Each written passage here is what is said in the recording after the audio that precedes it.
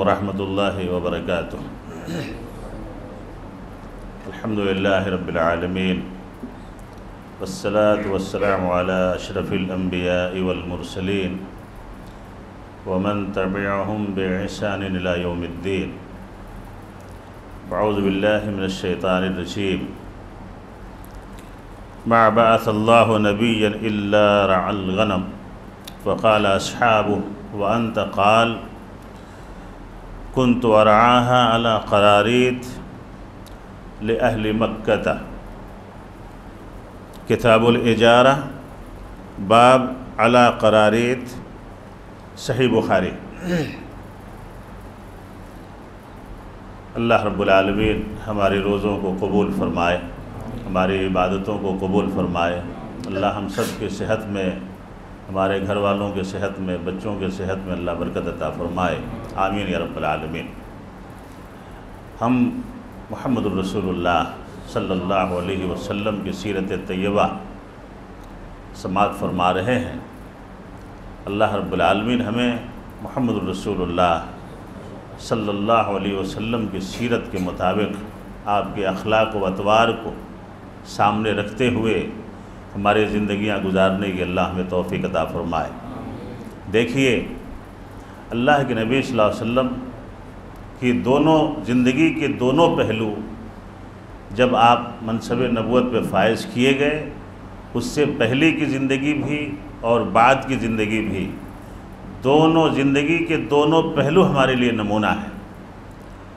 کل تک ہم نے جو باتیں سنی کہ آپ ملک شام کے سفر پہ تھے اپنے چچا ابو طالب کے ساتھ، اس کے بعد آپ وہاں سے آئے، وقت گزرتا رہا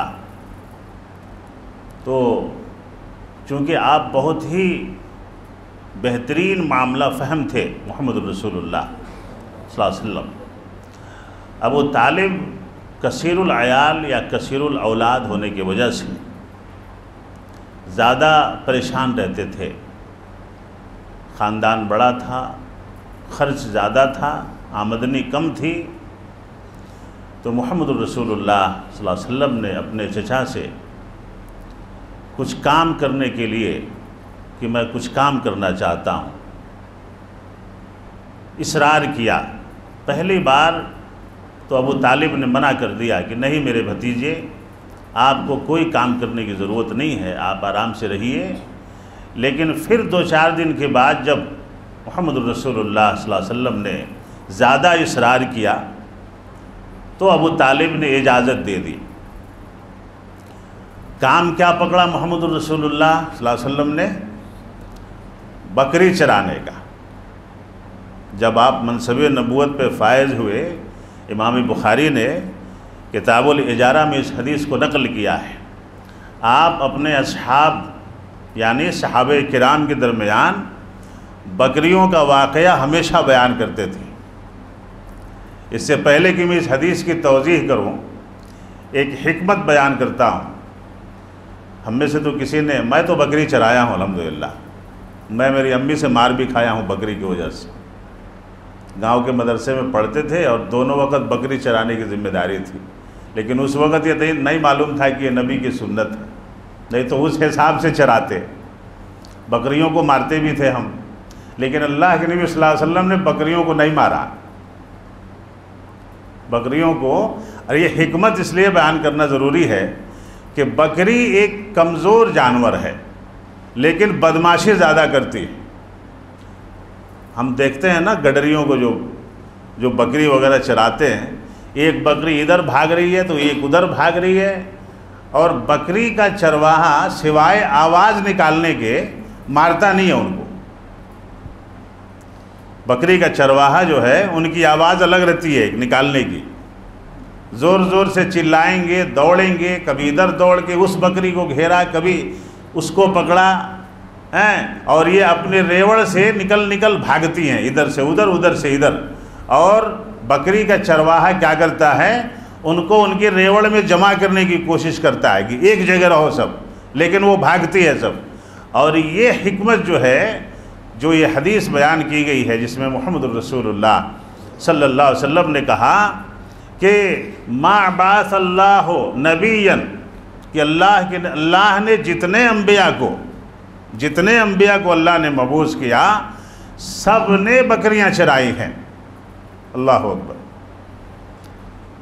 اب تو آپ بکری نہیں چرا سکتے ہیں، لیکن گھر کے پاس بکری رکھ کے کچھ کھلا کے اس سنت پہ عمل کر سکتے ہیں، چاہے قربانی کا جانور ہو۔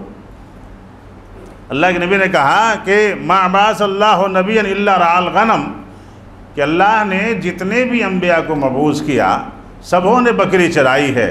تو بکری چرانے کی حکمت یہ ہے، اہل سیر نے بیان کیا ہے کہ اس میں کافی استقلال اور استقامت کی ضرورت ہوتی ہے۔ یہ ہے حکمت، بکریوں کو جمع کرنا، ان کو پکڑنا، اور بکری کا چرواہا بکری کو اس لیے نہیں مارتا ہے کہ وہ کمزور ہوتی ہے، اور آگے چل کے کسی بھی نبی کو بچپنے میں تو نبوت ملی نہیں، جب تک بالغ نہ ہوئے، 40 سال کے نہ ہوئے نبوت نہیں ملی۔ تو اس نبوت کے منصب پہ فائز کرنے کے لیے اللہ تعالیٰ انبیاء کو یہ ٹریننگ دیتا تھا بکری چروا کر کے، کہ دیکھو آگے چل کے تمہاری قوم ایسے ہی بھاگے گی، اس کو پکڑنا ہے، اور عزم و استقلال کے ساتھ، صبر کے ساتھ، اور بکری چرانے والے کے اندر صبر آ جاتا ہے۔ یہی حکمت ہے کہ تمام انبیاء سے اللہ رب العالمین نے بکریاں چروائی ہیں، اور ہمارے اور آپ کے اس کائنات کے آخری نبی محمد الرسول اللہ صلی اللہ علیہ وسلم نے سب سے زیادہ بکریاں چرائی ہیں۔ اللہ کے نبی نے کہا کہ میں مزدوری پہ بکری چلاتا تھا۔ صحابہ کرام نے پوچھا وقال اصحابہ وانت یا رسول اللہ، کہا کہ اللہ کے نبی آپ کیسے بکری چراتے تھے، آپ کا کیا حال تھا بکری چرانے میں؟ تو اللہ کے نبی محمد الرسول اللہ صلی اللہ علیہ وسلم نے کہا کنت ارعاها علی قراریط لاہل مکہ، کہ میں بکری مکے والوں کی مختلف گھرانوں کی بکری چراتا تھا، اور چند سکوں کے، قراریط بولے تو سکے، چند سکوں کے عوض میں بطور مزدوری بکری چرایا کرتا تھا۔ بکری چرانے کا ایک واقعہ محمد الرسول اللہ صلی اللہ علیہ وسلم نے بیان کیا صحابہ کرام سے۔ دیکھیے اپنے نبی کی اللہ نے کیسے حفاظت کی ہے۔ آپ 15 سال یا 14 سال بعض روایات میں 15 اور 14 سال کے بچوں میں کتنی شرارت ہوتی ہے۔ آج کا ماحول تو آگ جیسا ہے۔ جو بھی بچے نبی کی سیرت سن رہے ہیں، اللہ تعالیٰ ان بچوں کو نبی کی سیرت پہ عمل کرنے کی توفیق عطا فرمائے کہ ہمارے نبی اس عمر میں کیسے تھے۔ کہا کہ اب بکری چرانے میں بکری چرانے والوں سے دوستی ہو جاتی ہے، تو اللہ کے نبی محمد الرسول اللہ صلی اللہ علیہ وسلم مکے سے باہر بکری کے ریوڑ میں تھے، تو ان کو کچھ آوازیں آئیں ڈھول تاشے کی، بجانے وجانے کی۔ تو محمد الرسول اللہ صلی اللہ علیہ وسلم نے اپنے ساتھی سے کہا کہ تم بکریوں کو دیکھو، میں ذرا لطف لے کے آتا ہوں کیا بج رہا ہے، دیکھ کے آتا ہوں ذرا۔ جب آپ گئے وہاں تو پوچھا کہ یہ کیا ہو رہا ہے، تو لوگوں نے کہا کہ شادی ودی ہے، باجا وجا بج رہا ہے۔ تو محمد الرسول، یہ اللہ کے نبی نے یہ واقعہ خود بیان کیا ہے بیہقی کے حوالے سے۔ تو جب وہاں گئے آپ، اور جیسے ہی آواز وہ آنے لگی آپ کو نیند آ گئی، اللہ رب العالمین نے آپ کو اس سے بچا لیا۔ نیند آ گئی، اور جب آنکھ کھلی تو سورج اوپر آ چکا تھا، وہ میلہ بھی ختم، وہ لوگ بھی غائب۔ اللہ نے آپ کی سماعتوں کو اس چیز سے بچا لیا، اور جب منصب نبوت پہ فائز ہوئے محمد الرسول اللہ صلی اللہ، بہت غور سے اس بات کو سنیں آپ، اللہ نے اس وقت 15 سال کی عمر میں اس چیز سے آپ کی حفاظت فرمائی۔ اللہ ہم سب کی حفاظت فرمائے۔ اللہ کے نبی نے یہ حدیث بیان کی، سَيَكُونُ فِي آخِرِ الزَّمَانِ خَسْفٌ وَقَذْفٌ وَمَسْخٌ قِيلَ مَتَى ذَلِكَ یا رسول اللہ؟ قال النبی صلی اللہ علیہ وسلم اذا ظہرت المعازف والقینات واستحلت الخمر، رواہ الترمذی۔ اللہ کے نبی نے کہا کہ عنقریب ایک ایسا زمانہ آئے گا جب لوگ گانے بجانے والوں کو اپنا آئیڈیل بنا لیں گے۔ اللہ ہمارے بچوں کی حفاظت فرمائے۔ اور یہ گانا بجانا قیامت کی آخری نشانیوں میں سے ہے۔ محمد الرسول اللہ صلی اللہ علیہ وسلم نے فرمایا کہ زمینیں دھنسنے لگیں گی، چہرے مسخ ہونے لگیں گے، چہرے مسخ ہونے لگیں گے، بدلنے لگیں گے۔ رات کو آدمی الگ صورت میں سوئے گا اور صبح کو اس کی صورت بدل جائے گی۔ اللہ حفاظت فرمائے۔ گانے سننے کی وجہ سے، میوزک کا رسیہ ہونے کی وجہ سے، گانے بجانے کے آلات ہر ہاتھ میں، ہر گھر میں عام ہو جائیں گے۔ محمد الرسول اللہ صلی اللہ علیہ وسلم نے فرمایا وَقَذْفٌ، اور زلزلے زیادہ ہو جائیں گے، زمینیں دھنسنے لگیں گی۔ ہو رہا ہے کہ نہیں ہو رہا ہے؟ ہمارے نبی کو اللہ نے اس چیز سے بچا دیا جب آپ بچے تھے۔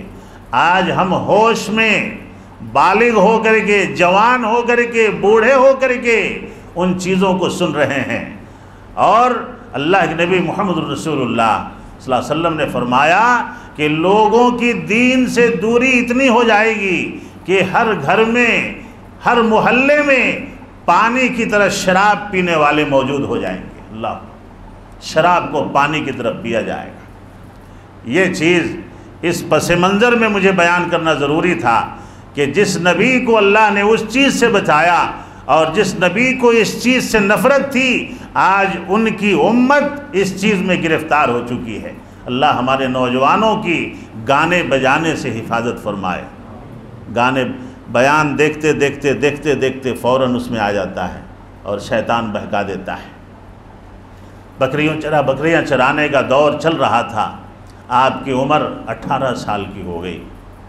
18 سال ہونے کے بعد دو واقعات کا ذکر آپ نے فرمایا، ایک جنگ فجار کے تعلق سے، لیکن روایتیں تلاش کرنے کے بعد جو جنگ بنو قریش اور بنو قیس اور کنانہ کے درمیان مکے میں بڑی زبردست جنگ ہوئی تھی، اور وہ جنگ کی وجہ یہ تھی کہ بنو کنانہ نے بنو قیس کی کسی آدمی کا قتل کر دیا تھا، اور اس بنیاد پر یہ بنو قیس والے بڑے مضبوط تھے اور بنو کنانہ نے بنو قریش کو ملا لیا۔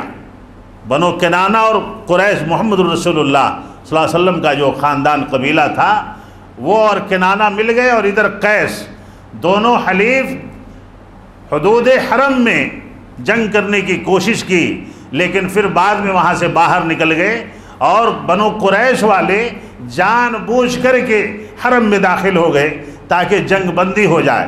بعض روایتوں میں آتا ہے کہ حضرت زبیر جو کمانڈر تھے اس جنگ کے، محمد الرسول اللہ صلی اللہ علیہ وسلم کے چچا، آپ ان کو تیر نکال کے دیا کرتے تھے اس جنگ میں، اور بعض روایتوں میں آتا ہے کہ اللہ کے نبی نے خود تیر بھی چلایا، لیکن یہ روایت زیادہ اطمینان بخش نہیں ہے، یہ روایت زیادہ اطمینان بخش نہیں ہے۔ ہاں، ایک واقعہ جو محمد الرسول اللہ صلی اللہ علیہ وسلم اکثر بیان کرتے تھے، حلف الفضول کے بارے میں، حلف الفضول کے بارے میں ایک عہد نامہ، ایک ایسا عہد نامہ جس کی محمد الرسول اللہ صلی اللہ علیہ وسلم نے نبوت پہ فائز ہونے کے بعد بھی ان الفاظ میں تعریف کی کہ پہلے اس کا واقعہ بیان کیا۔ مکے کا ماحول ہم سب جانتے ہیں کہ کیسا تھا، لوٹ مار کا، چوری کا، شب خون مارنے کا، مسافروں کو لوٹ لینے کا، ملک شام وغیرہ سے جو تاجر آتے تھے ان کا مال لے لینے کا، پیسے نہیں دینے کا، یعنی عجب قسم پرسی کی حالت تھی، کوئی کسی کا پرسان حال نہیں رہتا تھا۔ تو مکے والوں نے، جس میں محمد الرسول اللہ صلی اللہ علیہ وسلم کے خاندان والے، جس میں عبداللہ ابن جدعان کا نام پیش آتا ہے، یہ بہت ہی معزز آدمی تھا مکے کا، اور محمد الرسول اللہ صلی اللہ علیہ وسلم کے قبیلے کا تھا۔ واقعہ یہ ہوا کہ ایک تاجر آیا اور اس کے مال کو کسی نے لے لیا اور مکر گیا کہ میں پیسے نہیں دوں گا۔ وہ بیچارہ صبح سویرے اٹھ کر کے بنو قبیس کے پہاڑی پہ کھڑ کے اور وہاں سے چلایا کرتا تھا، اپنی مظلومیت کی داستان بیان کرتا تھا، اس وقت کا یہی ایک ذریعہ تھا لوگوں کو اپنی بات بتانے کا۔ اس پہاڑی پہ لوگ چڑھ جاتے اور وہاں سے اپنی باتوں کا اعلان کرتے، خوشی ہو یا غمی ہو۔ تو جب یہ بات عبداللہ ابن جدعان نے سنی تو اس نے تمام قبیلے والوں کو جمع کیا، اور اس میں خود محمد الرسول اللہ صلی اللہ علیہ وسلم بھی شریک رہے۔ عبداللہ ابن جدعان کے گھر میں یہ حلف نامہ تیار ہوا، اور اس میں آپ بہت خوشی کے ساتھ بنفس نفیس شریک ہوئے۔ حلف یہ لیا گیا، عہد نامہ یہ تیار ہوا کہ مکے میں آج کے بعد کسی پہ ظلم نہیں ہوگا۔ اللہ تعالی ہمیں بھی ایسی کمیٹیاں بنانے کی توفیق عطا فرمائے۔ جانتے ہیں محمد الرسول اللہ صلی اللہ علیہ وسلم نے کیا کہا منصب رسالت پہ فائز ہونے کے بعد، کہ اگر آج بھی مجھے ایسی کمیٹیوں میں بلائیں جس میں اغیار بھی شامل ہوں، غیر اسلام بھی شامل ہوں، تو میں آج بھی ایسی کمیٹیوں میں جانے کے لیے تیار ہوں۔ وہ بات مجھے اتنی پسند آئی تھی کہ سرخ اونٹ کے بدلے بھی اگر مجھے اس سے کوئی روکتا تو میں نہیں مانتا۔ سرخ اونٹ کی بڑی اہمیت تھی۔ اس سے یہ مسئلہ ثابت ہوتا ہے کہ ہر محلے میں، ہر مساجد کے ذمہ داروں میں ایک ایسی کمیٹی ہو جو طاقتور لوگ ہوں، اہل ثروت ہوں۔ ایسے لوگ ایک ایسی کمیٹی جمعیت الشبان کے نام سے بنائیں کہ اگر محلے کے کسی غریب پہ، کسی نادار پہ، کسی مفلس پہ اگر کوئی ظلم ہو تو مسجد میں بیٹھ کر کے اس کا تدارک کیا جا سکے۔ یہ مسئلہ اس سے ثابت ہوتا ہے۔ اللہ ہم کو اس کی توفیق عطا فرمائے۔ لیکن حالت ایسی ہے کہ آج بھی جس پہ جو ظلم ہو رہا ہے وہی روتا ہے، کوئی پوچھنے والا نہیں ہے۔ محمد الرسول اللہ صلی اللہ علیہ وسلم منصب رسالت پہ فائز ہونے کے بعد بھی حلف الفضول کے واقعے کو اکثر یاد کیا کرتے تھے۔ اللہ رب العالمین ہمیں نبی کریم، نبی محترم صلی اللہ علیہ وسلم کی سیرت پہ چلنے کی توفیق عطا فرمائے۔ آپ کی تجارتی کاج کو آپ نے کیسے آگے بڑھایا، انشاءاللہ کل کے بیان میں آپ کے سامنے رکھنے کی کوشش کروں گا۔ اللہ سے دعا فرمائیں کہ مولا کریم ہم نبی کی سیرت بیان کر رہے ہیں، ہمیں بھی نبی کے اخلاق کریمانہ میں ڈھلنے کی توفیق عطا فرما۔ آمین وآخر دعوانا ان الحمدللہ رب العالمین۔ السلام علیکم ورحمۃ اللہ وبرکاتہ۔